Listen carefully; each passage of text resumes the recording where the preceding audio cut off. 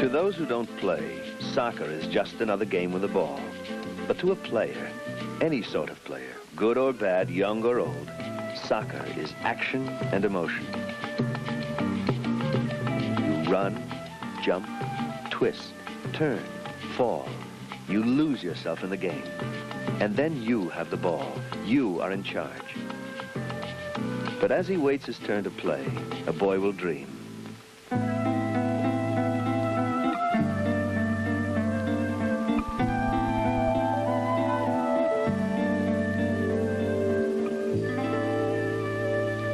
Is it such a long way from his world to this one?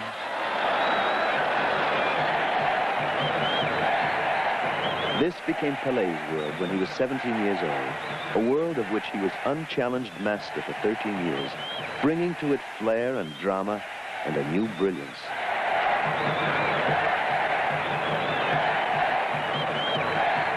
With passes like this.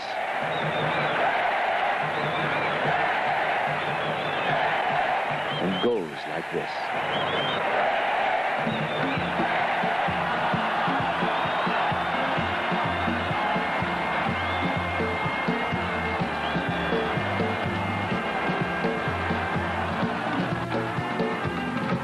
Those were the years of Brazil's 3 world championships, 1957 through 1970. The years of Pelé, the man they called the King.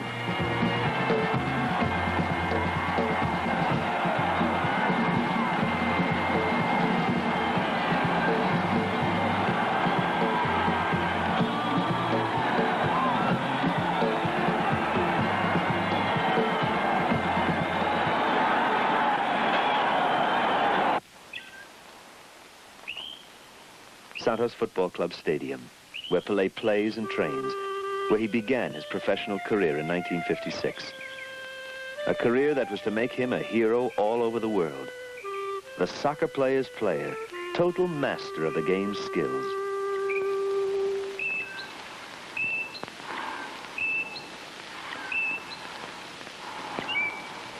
It's around those skills that this series of films is built.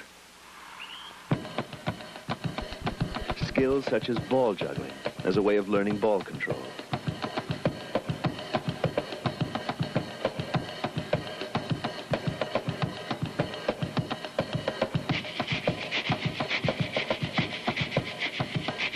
Dribbling, the most artistic and the most exciting of soccer skills.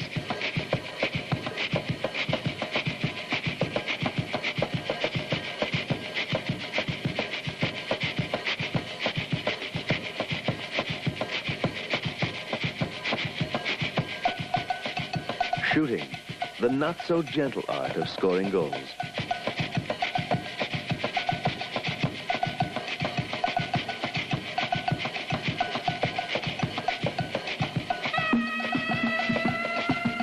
Trapping, ways of bringing the moving ball under control.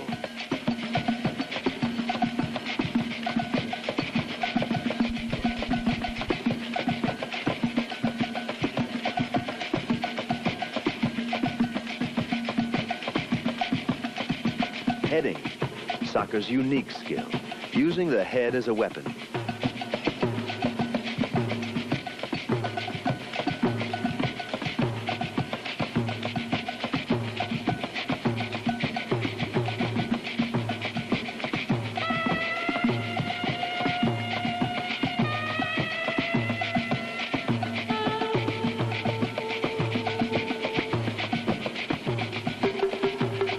Passing, the vital link that makes team play possible.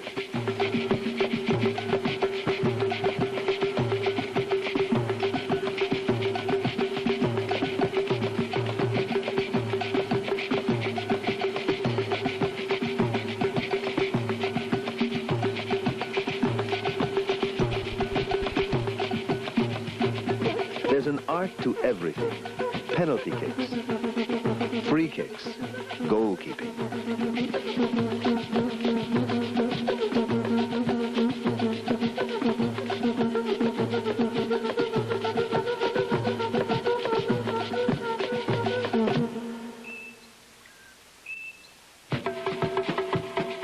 These are the skills of the soccer player. These, plus the fitness and endurance to put them to work throughout a game.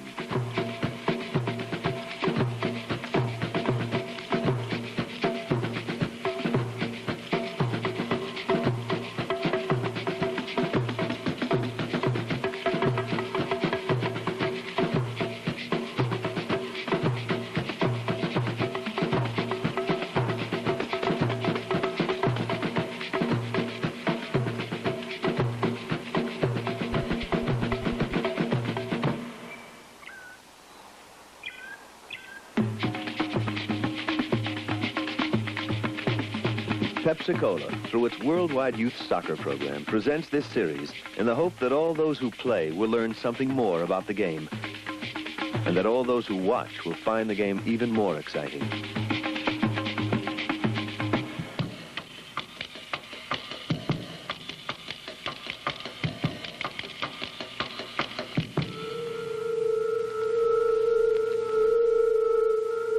"15 ounces of leather and compressed air.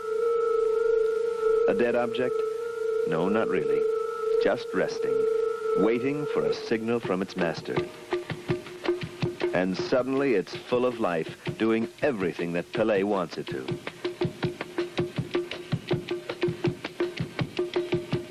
But even for Pelé, there was a time when the ball didn't always obey him.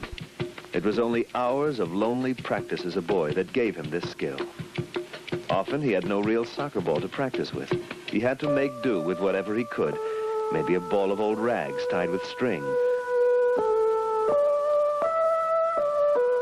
Or sometimes it was a grapefruit.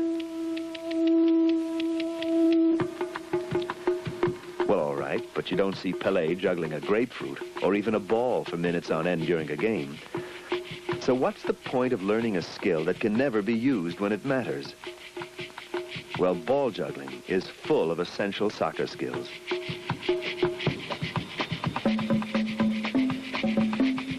Learning to be two-footed, for instance.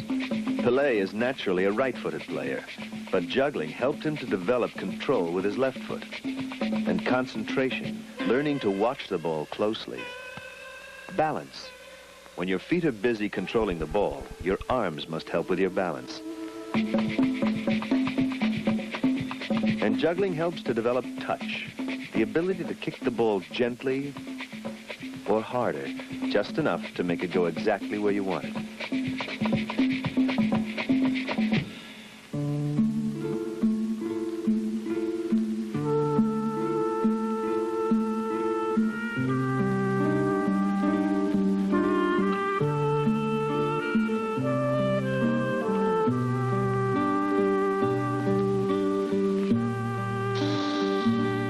Juggling is a skill that you can practice on your own, anywhere, anytime. A private thing between you and the ball.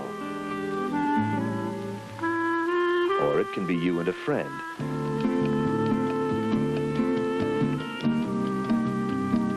But however you do it, it'll be something that you learn and develop in your own way and your own style.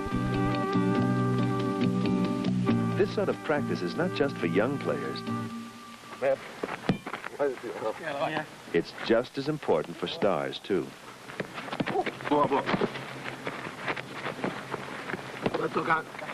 Ball juggling will teach you to control the ball with almost any part of your body. You'll feel at ease with the ball. You can bring it to life, and you can make it do whatever you want. That confidence is the essential starting point for building up your soccer skills.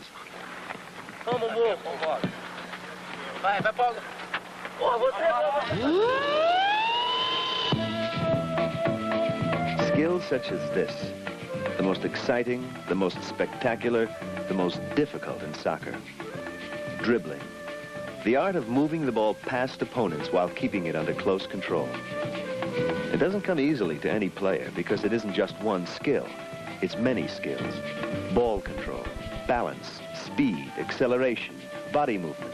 Add to those confidence and experience, and you begin to have some idea about dribbling.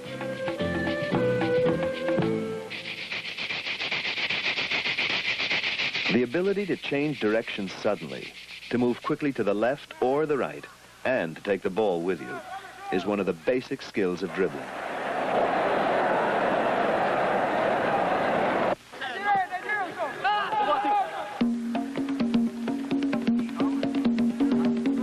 The idea is to deceive your opponent. Make him think you're going one way by a quick fake, a quick move of the leg, then take the ball the other way.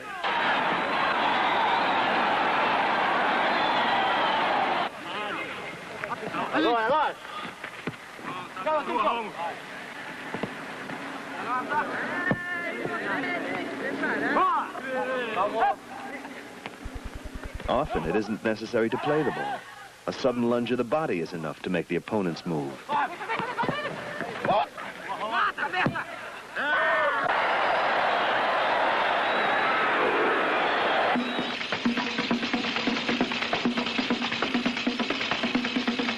Balance is the key to these moves.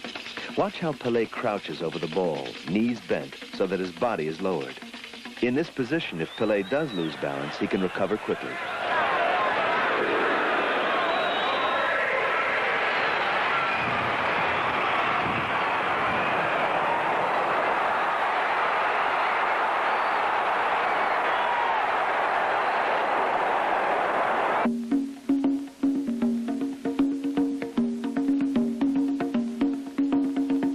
Foot movements are another way of deceiving an opponent, of making him move the wrong way.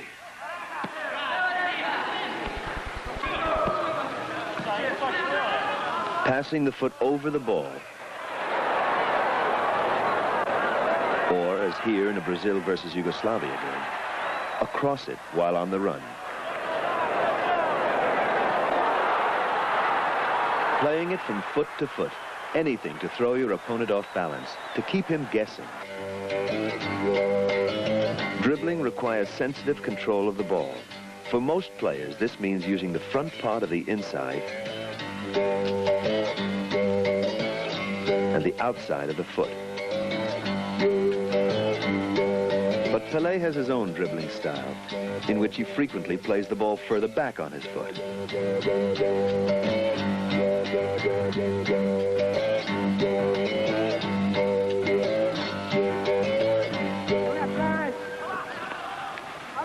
It's not speed that counts in dribbling so much as acceleration.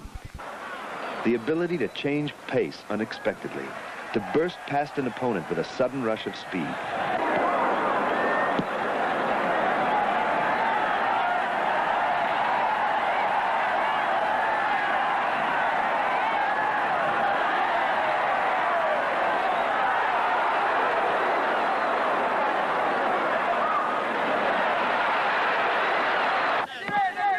Sudden starts can beat opponents, and sudden stops can fool them too.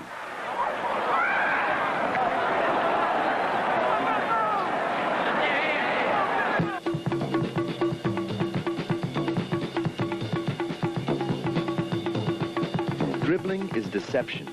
It's trickery, really. Getting the ball past an opponent any way you can, and if you can't go left or right, then go through the middle.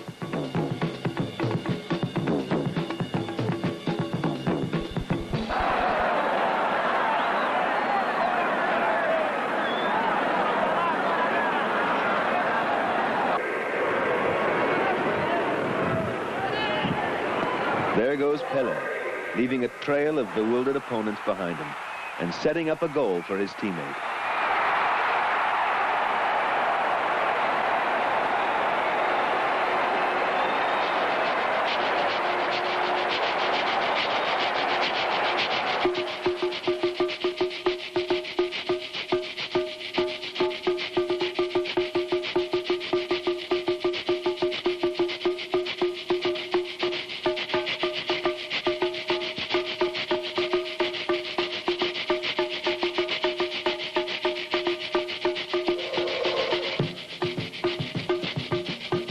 If going through the middle doesn't work, then try going over his head.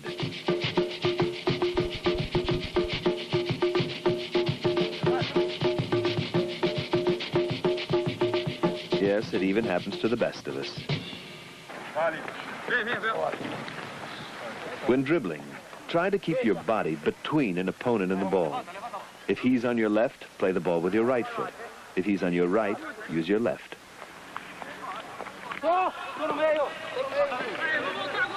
And don't dribble too long. You can't beat the other team all by yourself. And there goes the ball. There's a time to dribble and a time to pass.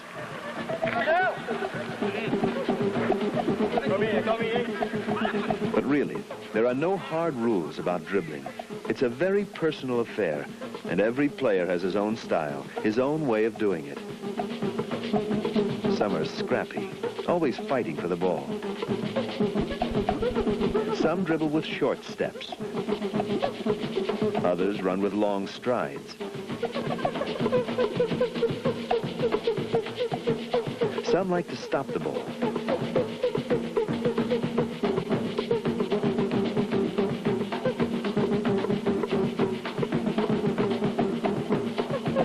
Some even make use of their arms.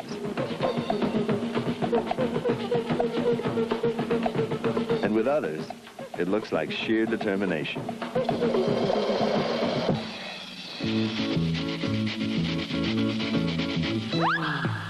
Then there are those still in search of a style. Of course, you can always learn from playing against someone who has a little more experience. But there is a limit, and as defenders all over the world have often thought, there's really only one way to stop a Pelé dribble.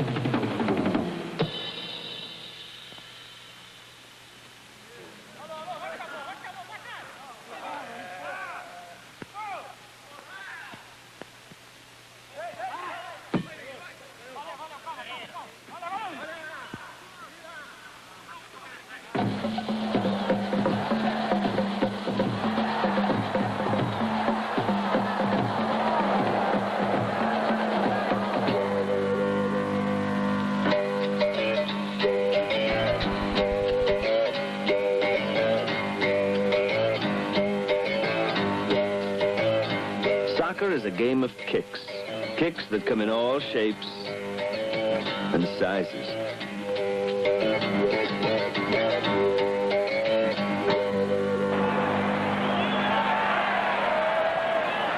And the most spectacular of these kicks are the shots on goal. A sudden, powerful shot, always one of the great thrills of soccer. The moment the fans wait for.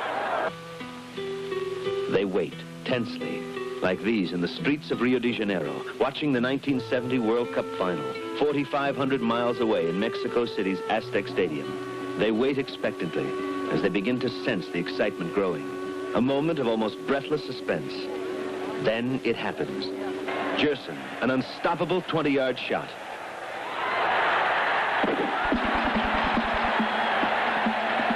Brazil are ahead, thanks to Gerson's thunderous left foot shot. But a goal belongs to the fans as well as the players. And in a moment, the Aztec Stadium has spread itself 4,500 miles to the streets of Rio.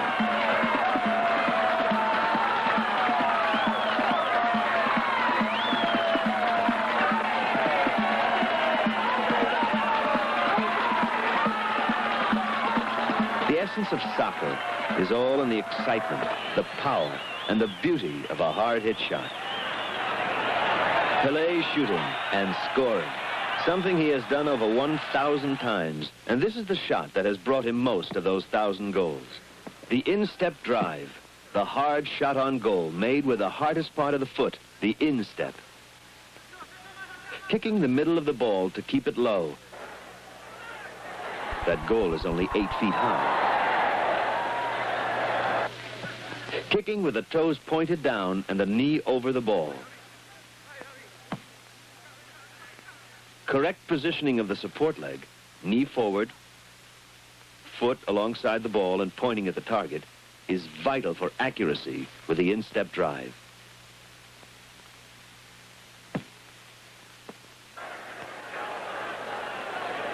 The power comes from knee action. The leg is bent sharply and snapped straight as the ball is kicked.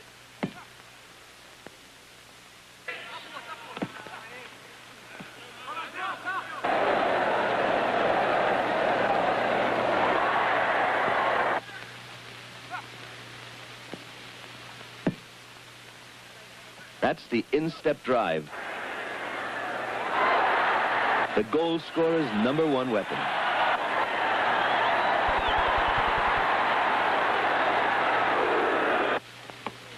But shooting during a game usually means kicking a moving ball, shooting on the run, everything, placing the support foot, getting the body over the ball, the swing of the leg, performed at high speed.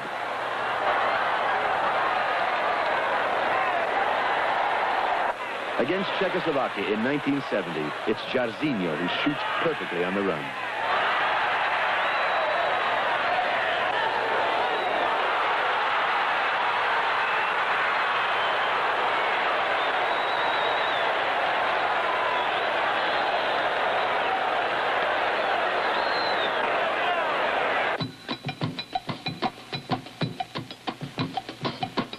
Another powerful goal-scoring shot is the volley. Again made with the instep, but this time while the ball is in the air.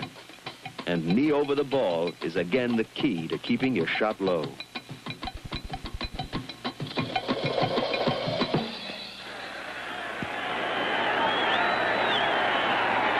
In the 1970 World Cup game against Czechoslovakia, Pelé shows how it's done, with a ball bouncing directly ahead of him.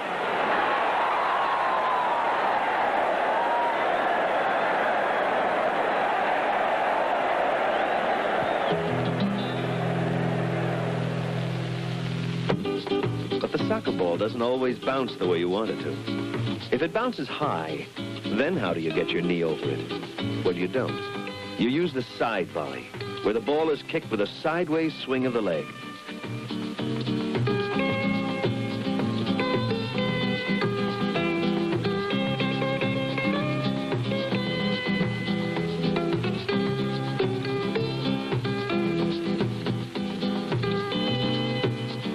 Away from the ball and jab down from the knee. And watch the ball all the time. If you don't, you'll miss kick, or maybe miss altogether. Look again. A downward jab from the knee.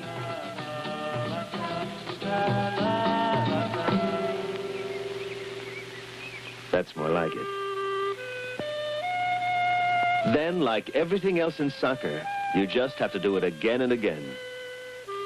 On thousands of fields all over the world, millions of boys practice. And their aim is this. It's the swing of the body into the ball and the sudden straightening of the knee that makes the side volley such a powerful shot.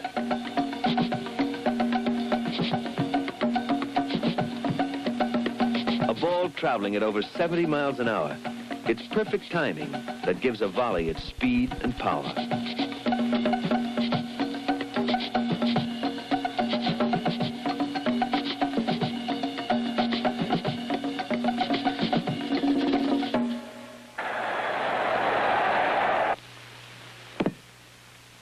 The sound of the half volley.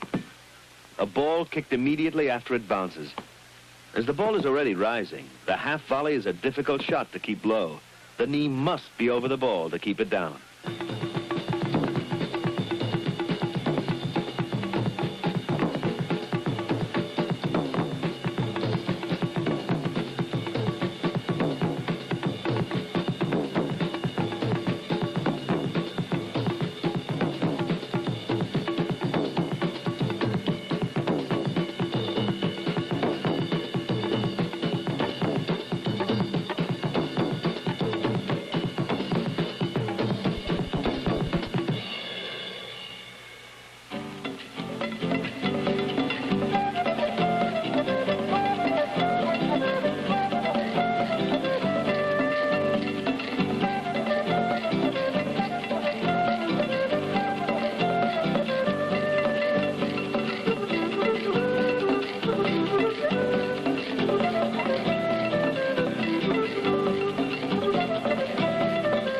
Soccer means running, a lot of running. But there's more to the sport than that. Soccer is very much a thinking game. Goals come from the brain as well as the feet.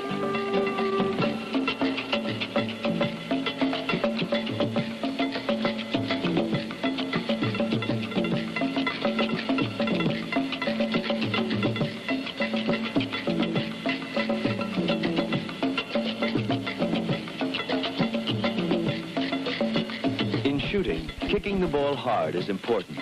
But what about those opponents who are there to prevent you from scoring? You have to outwit them. You want to get the ball into the net, but a straight hard shot is not always the best way to do it. The straight line can be bent to your purpose. You can often fool opponents by making the ball curve in flight, by giving it spin as you kick it. The banana shot can curve either way, depending on which part of the instep is used to make the kick.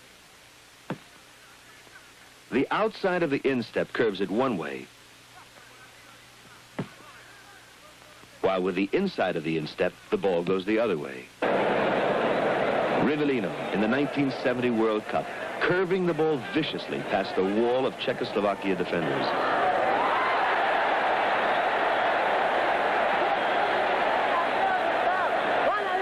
That was Rivellino shooting with the inside of his left foot.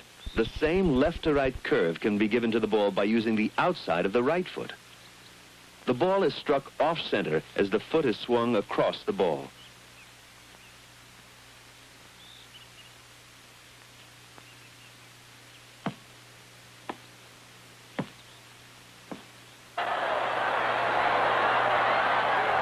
Spinning like a top.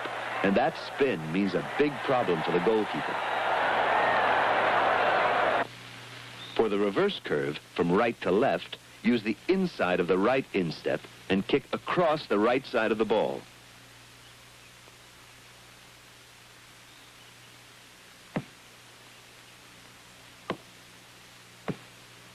And again, that spinning ball. Changing direction suddenly means trouble for the goalie. Causing trouble for goalies has been the story of Pelé's career. He's found many ways to do it, but the most spectacular of all his shots is surely the bicycle kick. The bicycle kick.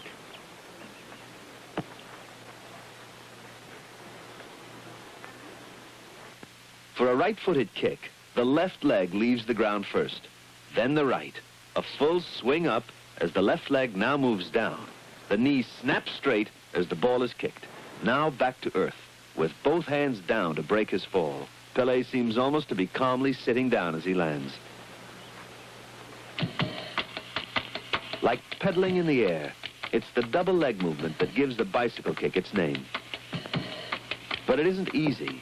If there's a key to it, then it's learning how to land the right way, getting those hands down behind you.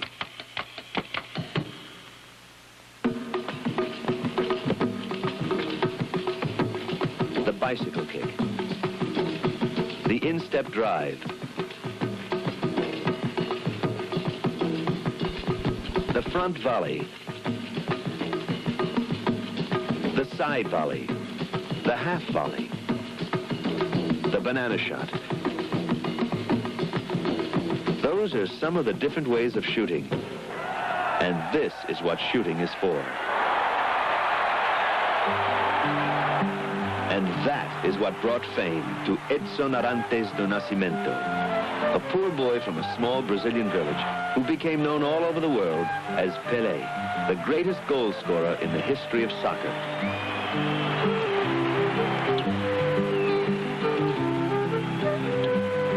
For a man to score a goal is to make him an instant hero. For a man to score 1,000 goals is to make him a legend.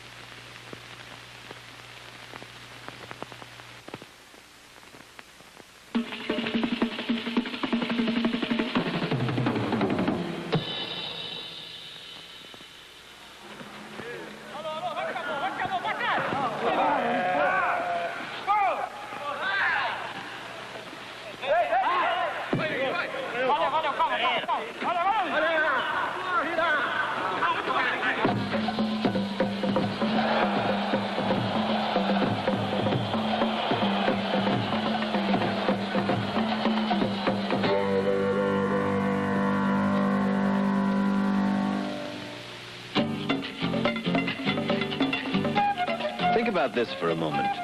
In a soccer game, there are 22 players, but only one ball. Your share of that ball will add up to only a few minutes in each game. That's all. So when a ball does come to you, make the most of it. Don't let it get away. Control it quickly and completely. However it comes to you, fast, slow, high, low, you must be able to stop it and not let it bounce away from you.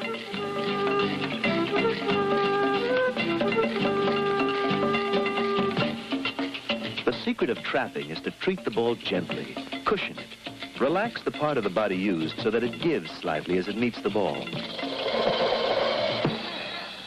The most frequently used trap is made with the inside of the foot. The foot is turned out and raised about 2 inches off the ground to meet the center of the ball.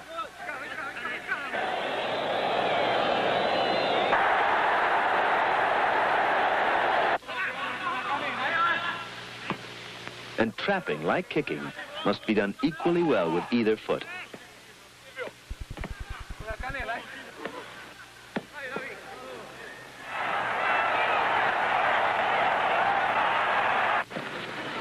It's not necessary to stop the ball dead. Redirecting it, but still keeping it close to you.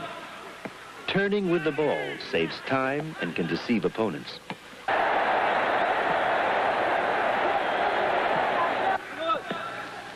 The outside of the foot can be used for trapping too. Leaning the leg lightly over the ball helps control it.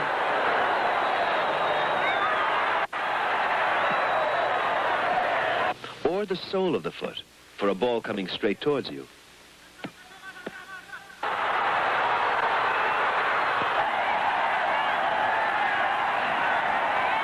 A dropping ball can be controlled by using the instep. If the ball is correctly cushioned, it looks like a catch made with a foot.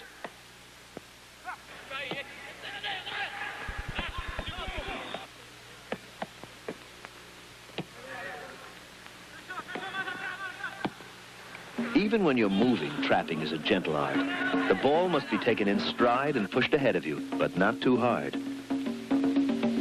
Again, it can be done with the inside of the foot or the outside.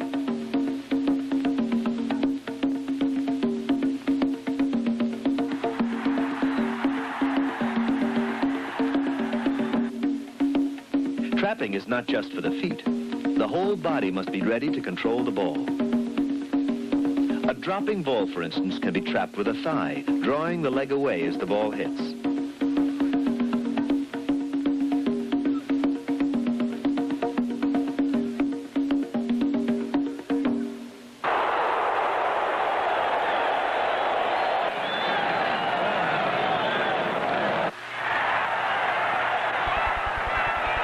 For a higher ball, the chest is used, leaning back, relaxing as the ball strikes, making it bounce gently up and then to the ground where you can control it for your next move.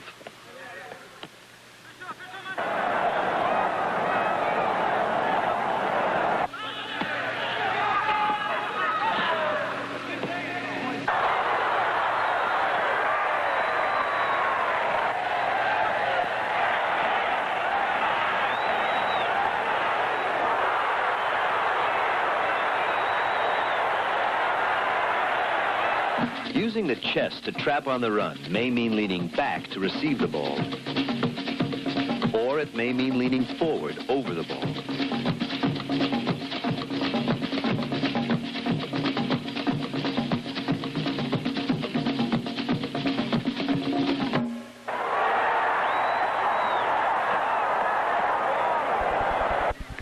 The shoulder can be used too, turning the body slightly away to cushion the ball.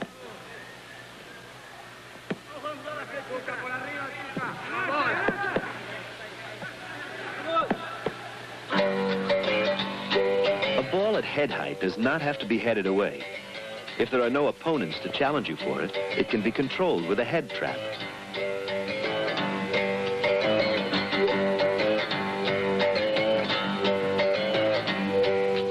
Drawing the head back as the ball makes contact. This gives a moment's control, allowing you to pass the ball more accurately with your head or to drop it to your feet. When the ball takes odd bounces, you have to use whatever part of your body you can to trap it. Be ready to use your shins, especially on bumpy grounds.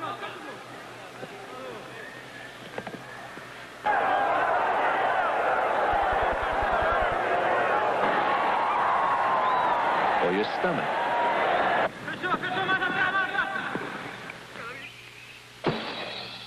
Or whatever you can get in the way.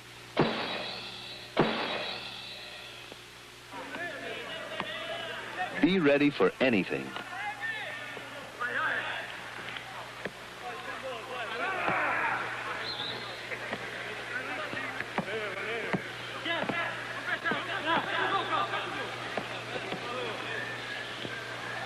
But master the basics first.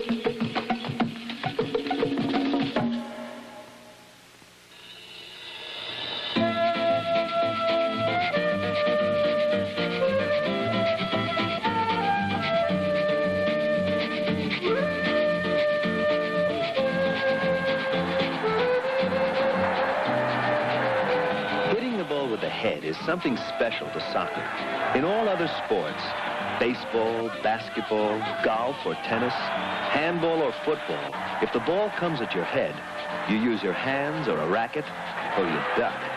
Only in soccer is the head used as a weapon to strike the ball. Brazil against Italy, the 1970 World Cup final. Rivellino to Pele. A leap.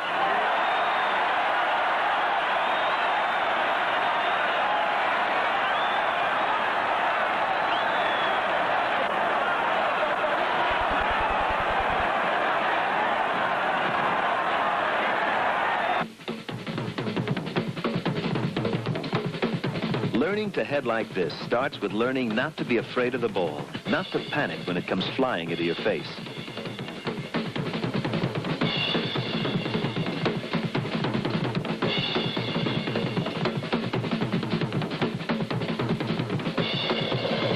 It won't hurt if you follow Pelé's advice. Hit with the forehead.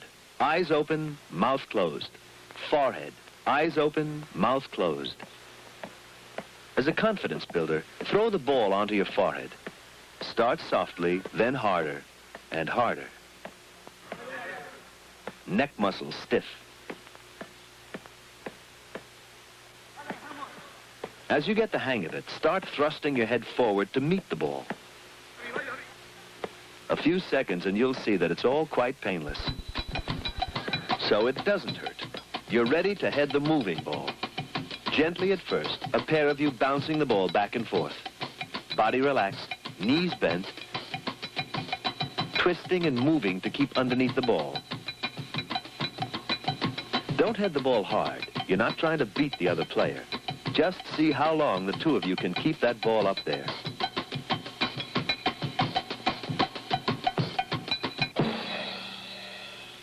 Swinging the body from the waist is what puts power into headers.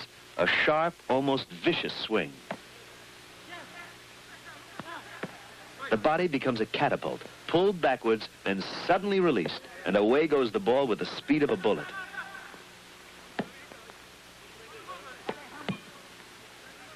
Hate the ball. Hit it with all you've got. Punch it hard with your forehead. If you want to score goals, and who doesn't, get on top of the ball and head it down.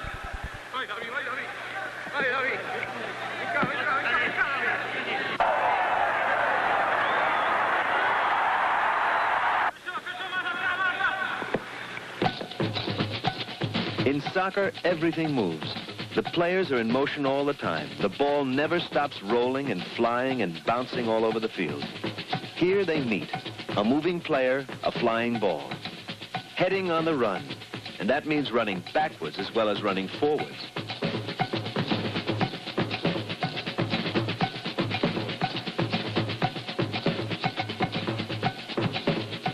And it means running or shuffling sideways, too. All the time hitting the ball with the center of the forehead. Balance. Only if you're lightly perched on your toes can you stretch for the ball without stumbling.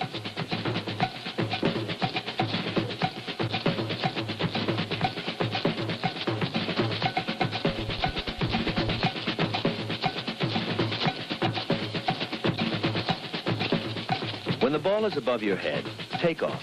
Go up to meet it. There's the swing of the body in midair. A jackknife spring forward as the head smacks into the ball.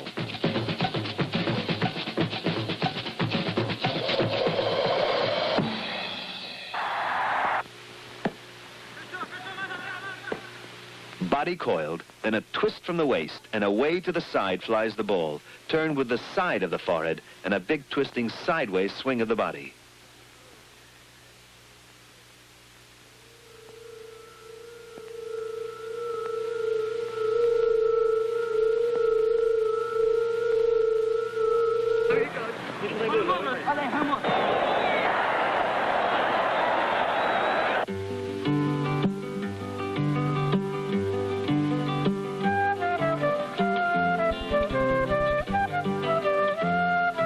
Effortless. Or is it?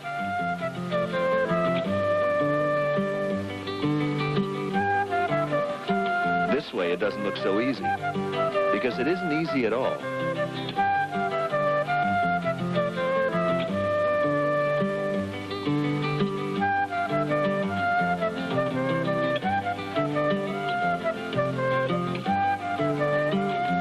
There are a lot of things to coordinate. The swing of the body, balance, neck movement as the ball is hit, the direction of the header.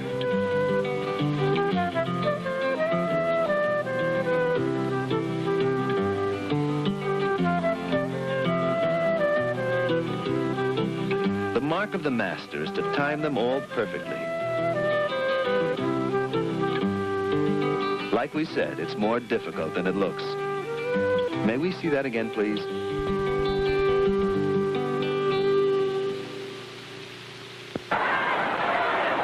Turning the ball is a must for attacking players. Nodding it sideways to a teammate. Or running to a ball coming in from the wing and flicking it past the goalie. The diving header. Spectacular and acrobatic. If the ball is coming in low, not quite near enough to get a foot to it, the soccer player becomes a human torpedo, flinging himself full length at the ball. Lee of England, saved by Brazil's Felix.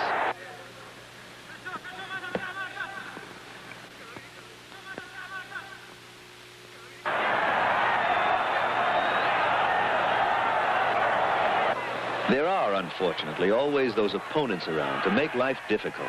They want the ball just as much as you do. And when you go up to head it, chances are there'll be an opponent, or two, or even three, right up there with you. The result, a mid-air battle for the ball. But it's not always the tallest man who wins. Pele is not tall, but he is tough to beat in the air. Partly this is strength, a strong leap from powerful legs, but partly it is timing. The secret is to jump early. Ideally, a fraction of a second before your opponent.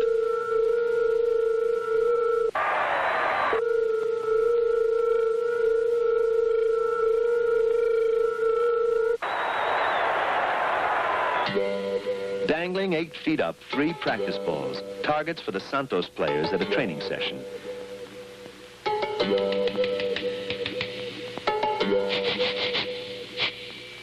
And even when it comes to jumping, a soccer player must learn to be two-footed.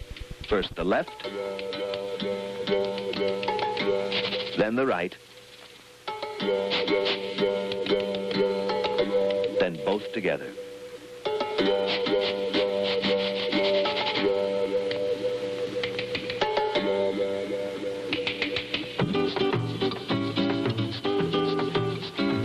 Well, it doesn't exactly look like Forest Hills, but the game is tennis, believe it or not. Heading tennis.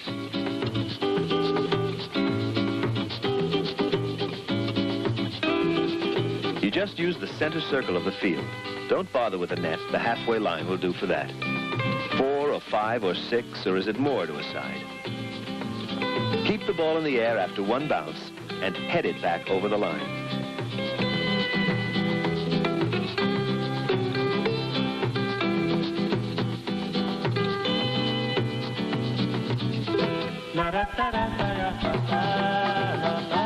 Plenty of shouting, plenty of laughing, plenty of criticism, but plenty of heading practice too.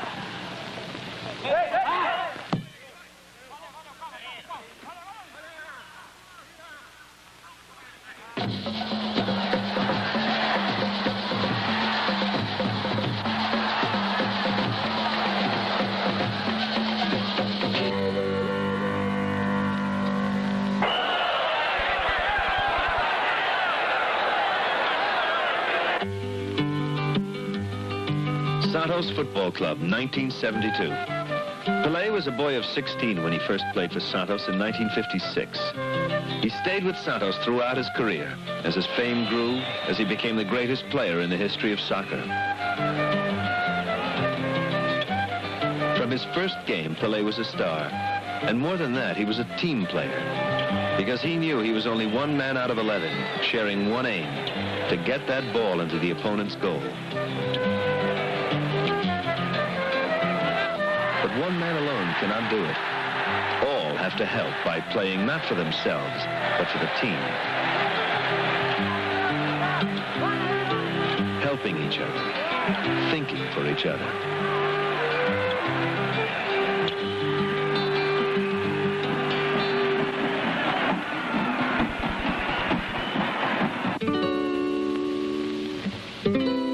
No player can do very much by himself. Afonso, a pass to Carlos Alberto, to Roberto Carlos. Back to Afonso.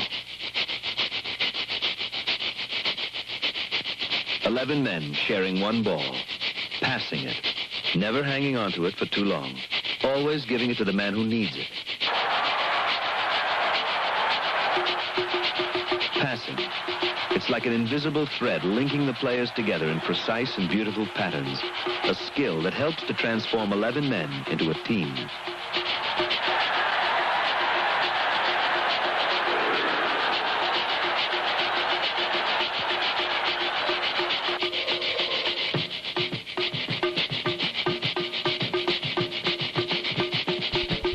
Passing is the art of moving the ball from one player to another, and there are quite a few ways of doing this. By using the different parts of the foot, the inside or the outside, or the instep, or by making the passes high or low, fast or slow.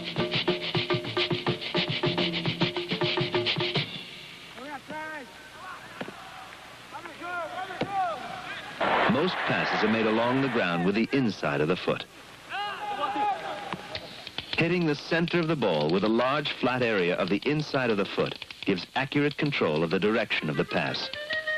And passes that don't go where they're supposed to go are worse than no passes.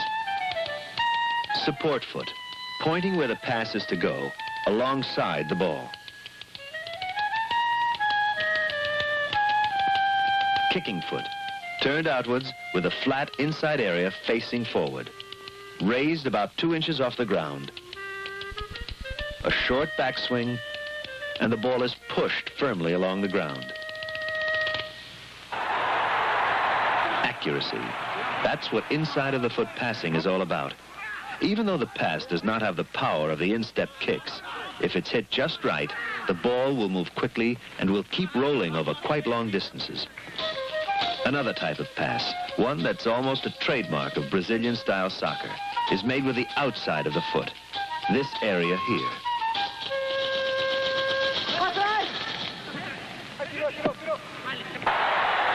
The kicking action is like a normal running stride. The ball is kicked forwards or sideways just before the foot touches the ground, Often it's more of a flick than a kick, and it's an ideal way to start a wall pass, soccer's name for the give and go. A flick, and Pele runs around the defender to receive the quick return pass.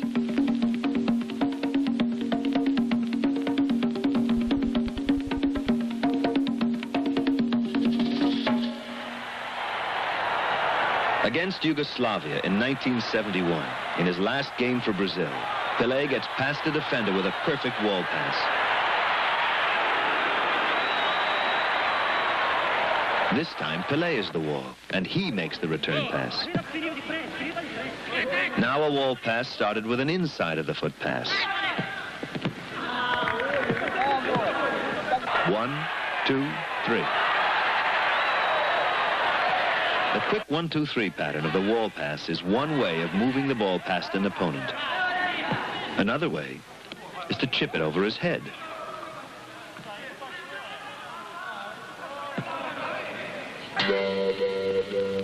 Pelé chips by jabbing his foot under the ball like a wedge, making it rise steeply over the opponent's head. His leg action is almost entirely from the knee, with no follow-through.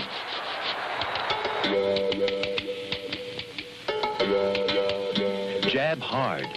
If you don't, this may happen.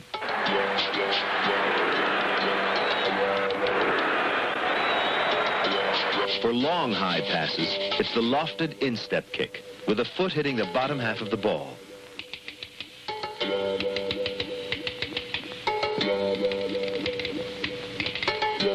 Support foot slightly behind the ball. Body leaning back. Full follow-through.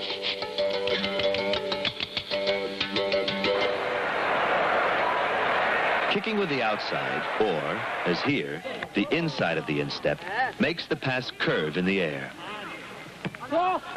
Gerson for Brazil, in the 1970 World Cup final, wrecks the Italian defense with a perfect 50-yard pass.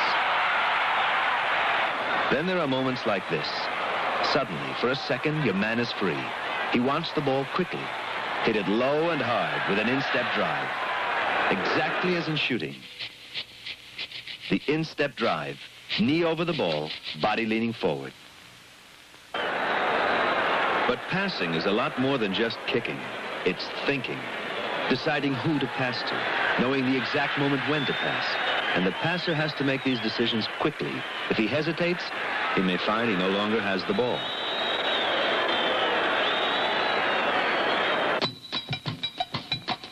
Pelé in action, without the ball, but watching the action around the ball, watching the players near him, glancing at teammates as well as opponents. Those rapid glances tell Pelé who is where. They help him decide his next move, so that when he gets the ball, he can make a quick, accurate pass, almost without looking. The receiver must be thinking ahead, too, running into an open space before Pelé makes his pass. Here, Pelé is the receiver, and it's his sudden break that triggers the pass. This movement without the ball is an unsung part of soccer. It means a lot of running, and often it has to be done with no result. The ball goes to an opponent or is passed to someone else, but it has to be done. Here's Pelé, calling for a pass, running for it, but the goalie is there first. That's the receiver's job, to dart into positions where, for a precious second or two, he is free of opponents. Here, Pelé, closely guarded, needs help if he's to pass the ball. If his teammates don't try to break away from their opponents, then he cannot complete a pass because of the danger of interception. But as soon as a receiver breaks clear, Pelé can pass.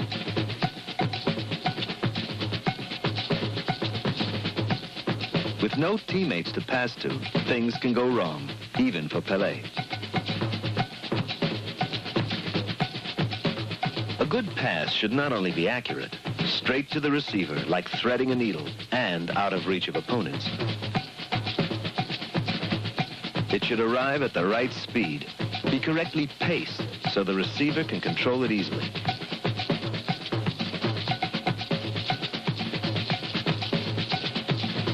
The The 1970 World Cup and two beautifully paced passes by Pelé that led to goals for Brazil. First against England, Pelé, a soft, short pass to Jazimi.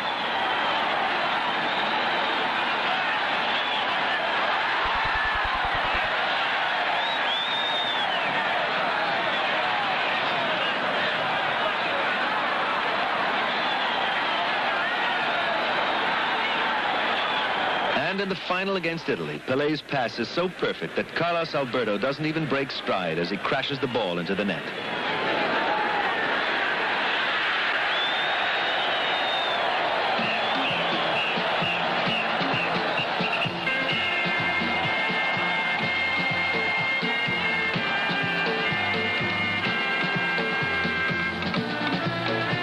Brazil are world champions again, taking the World Cup for the third time.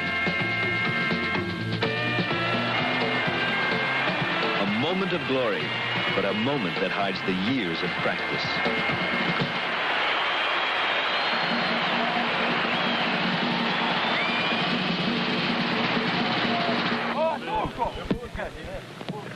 The road to the World Cup begins in practice sessions like these. Pass to who you like, but keep the ball away from that man in the middle. This is the way it is in real games. Always an opponent worrying you, running at you, never giving you time.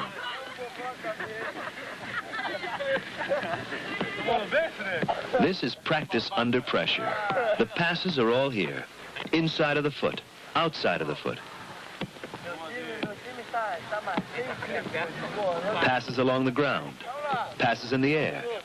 And because of that always hungry man in the middle, they have to be accurate and they have to be properly paced.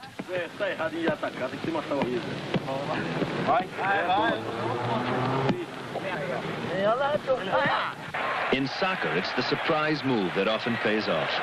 A sudden pass backwards with the heel, made by stepping over the ball.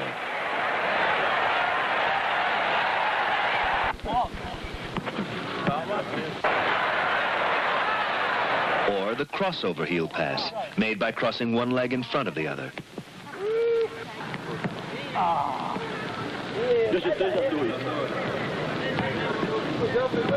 Pelé has a number of these unusual passes. The shoulder pass, like a reverse shoulder trap, swinging the body into the ball instead of drawing it away.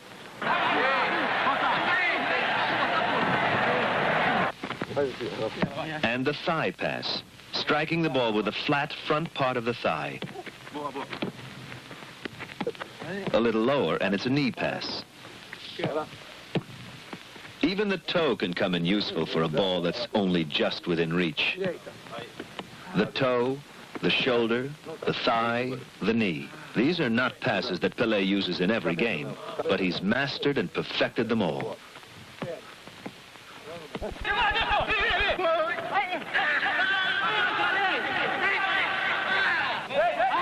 There's a saying, soccer is played with the feet, not the mouth. But don't you believe it. A soccer field is never a quiet place. There are yells of encouragement, shouts of advice, maybe some criticism, warnings, demands for a pass, a constant crackle of signals flashing all over the field. But before you shout, look, and make sure you've moved into clear space. Then the pass can be made with the inside of the foot, the outside, a short chip, a long instep pass, a heel pass, all accurately and properly paced. Put them all together, and practice becomes the game.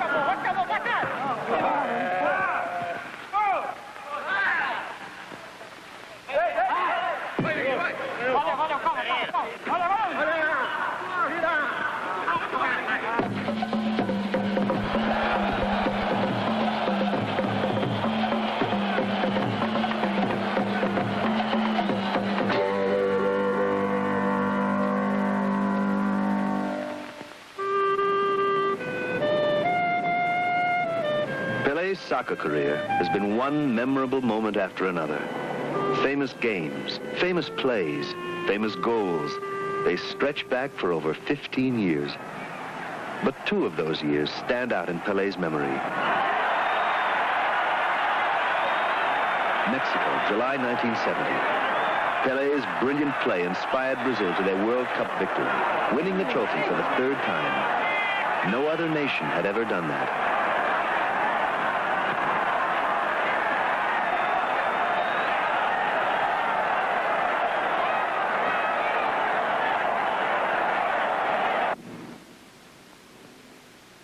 And then July 1971. Fica, fica, stay, stay. The chant from 125,000 voices filled Rio's huge Maracanã stadium as Pelé slowly jogged around the field after playing his last game for Brazil. Cheers, but sadness too. An era was coming to an end.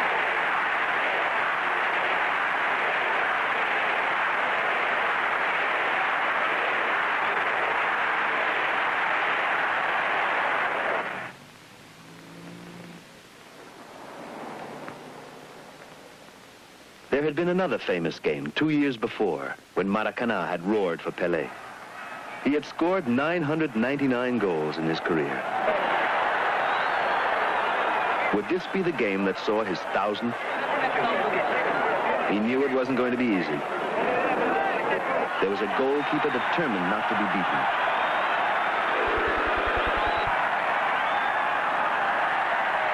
There was even a crossbar to say no.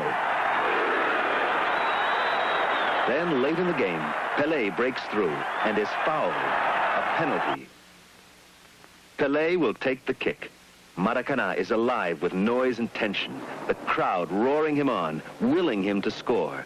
But Pelé must totally shut out all that excitement and concentrate on one thing only, the ball.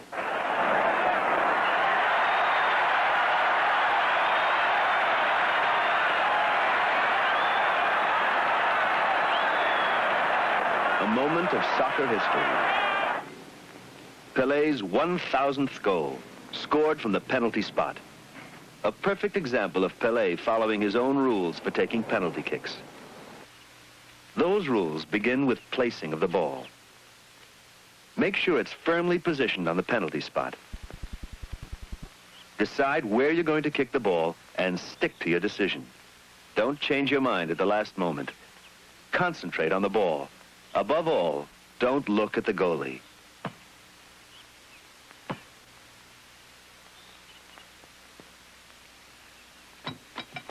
Obviously, no penalty kick should be aimed at the center of the goal.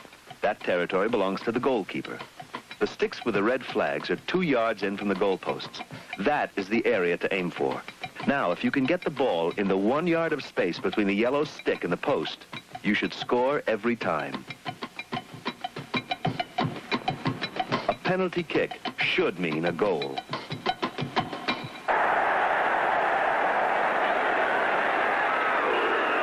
Penalty. Pelé is knocked down, but this time it's his Santos teammate Pepe who demonstrates the art of scoring from a penalty kick.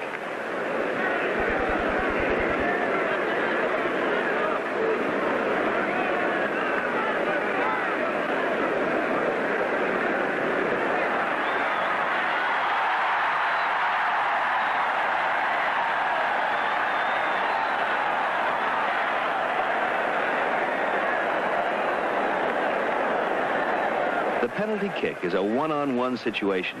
There is only the goalkeeper to beat.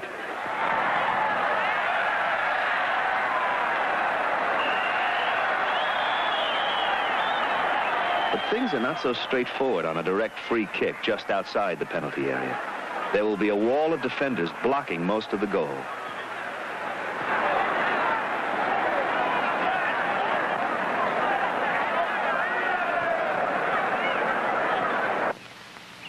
To beat them, the ball has to be curved. One way is over their heads. Another way is around the side, as Rivellino does here against Czechoslovakia. A free kick gives one of soccer's rare opportunities for a planned play, a bit of rehearsed fakery to keep opponents guessing. When more than one player runs at the ball, which one will take the kick? Confusion can be a weapon, as Romania found out in the 1970 World Cup. Rivellino is fouled, free kick to Brazil. Tostão runs, but Pelé kicks.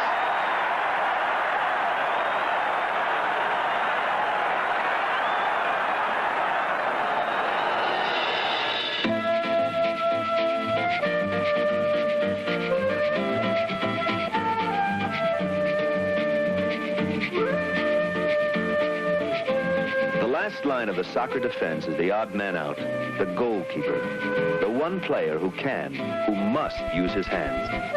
He has to be an acrobat. He has to be fearless. And occasionally he has to be lucky.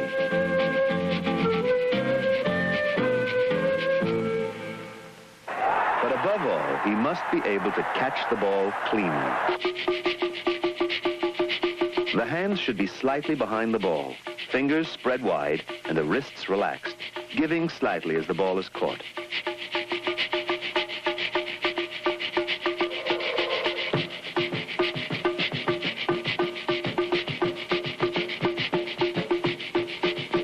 The technique is the same for a high ball to the right, or to the left, or in front.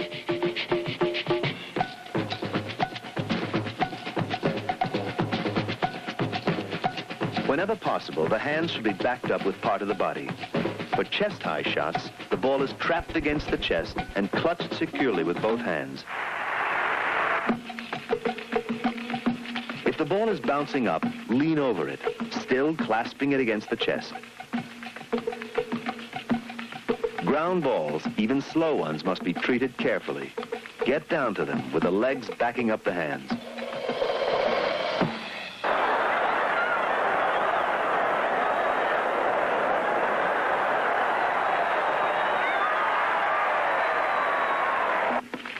For ground balls coming in fast to either side, a sideways fall is used.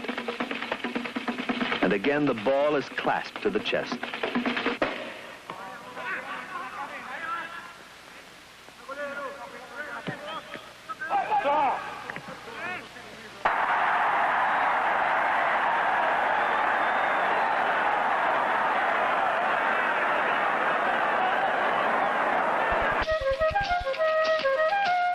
When the ball is high in the air, the goalie must jump for it, taking it at full stretch above the opponents.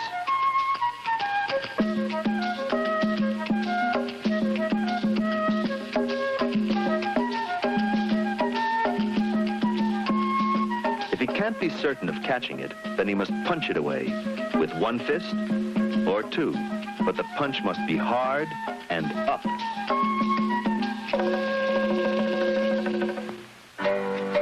Diving save, a spectacular mid-air catch, creates a problem for the goalie. How to avoid losing the ball when he lands? He must bring his arms down quickly, as soon as the ball is caught, so that the ball and his forearms hit the ground first.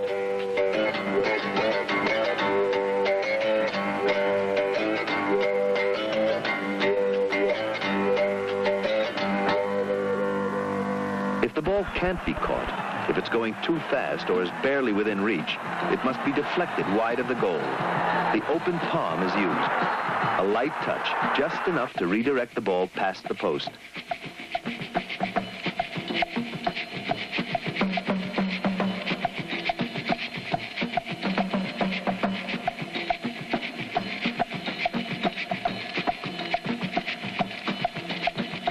If the ball is dropping into the goal, the palm is used to scoop it over the bar.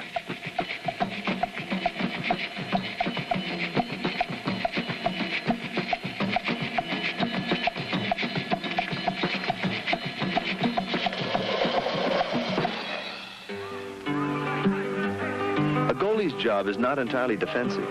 Once he has the ball, he is the one who begins the next attack. He can punt the ball downfield. This is good for distance, but not quite so good for accuracy in finding a teammate. Or he can roll it out to a nearby defender. If he wants to pass it quickly, he can throw it.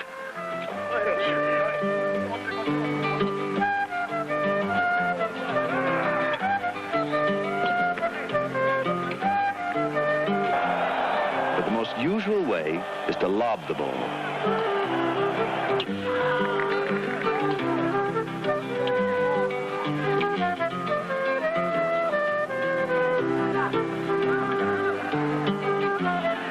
This gets the ball over the head of nearby opponents and gives good distance and accuracy.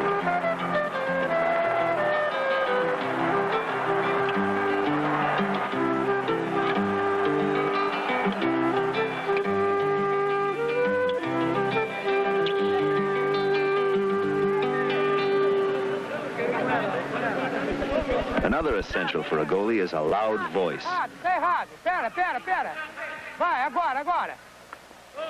He must shout and direct the defense around the goal, lining up the wall on free kicks, for instance. No more, no more.